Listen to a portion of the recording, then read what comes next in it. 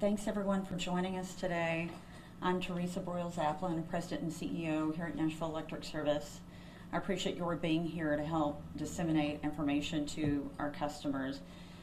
As you know, Winter Storm Fern created significant hardships for the Nashville community, and those without power are still our top priority. Our promise is to continue working around the clock until every customer is fully restored. Tremendous progress has been made in terms of restoring power and collaborating with city leaders and the state. We've paved a path forward and are on track with projections. And today I'm going to share the latest progress. Then I will address restoration challenges and key things that customers need to know. And you'll hear from one of our operations managers, Brandon Whitlock, who has been on the front line with our line workers, pushing this restoration progress toward the finish line and doing a lot of the coordination.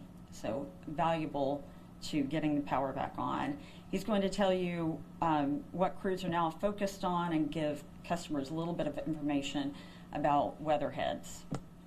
So we will take questions in the end, by the way. So let's start with the restoration progress.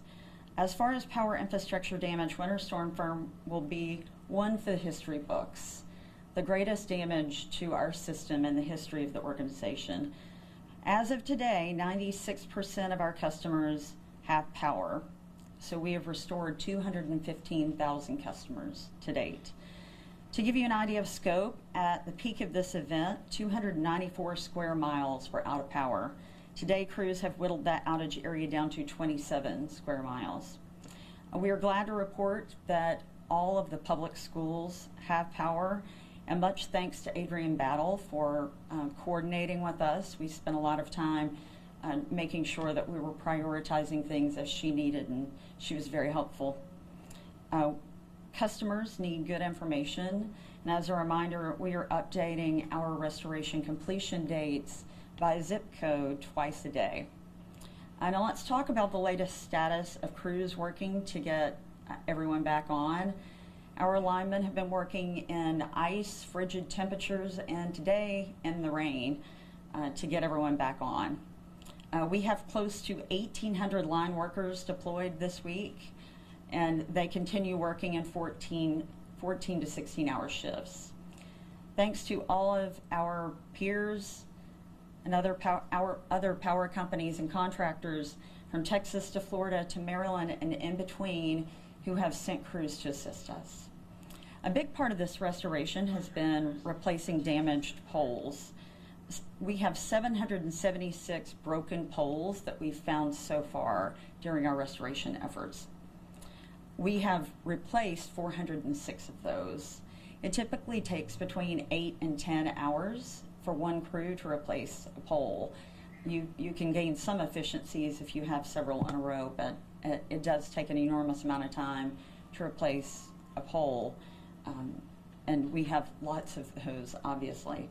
I think most of you are aware that down trees have certainly wreaked havoc on our system and have been a major challenge. So we have 350 vegetation management team members that are still focused on cleaning up debris all over our system. Thanks to Mayor O'Connell for assisting us with support and coordination through Metro, including assistance from Metro Water, the Fire Department, MMPD, and NDOT, who has been integral. They have really cleared the roads so our workers can get to where they need to be restoring power. At the state level, we've received an enormous amount of coordination, assistance, and support from TDOT, TEMA, the National Guard, the Department of Agriculture, and at a federal level, FEMA and TVA have been helpful. So appreciate all of these resources. TDOT similarly has helped clear roads so we can reach where we need to be working. Also, thanks to a volunteer group called Rubicon for clearing the way so that line workers can access areas to get power back on. So they've been busy with some pretty extensive effort and equipment.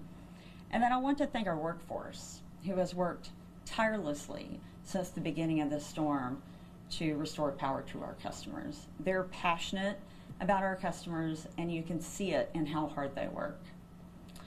Obviously, a restoration undertaking of this size comes packed with challenges, and Brandon Whitlock, our operations manager, is going to talk about some of those today.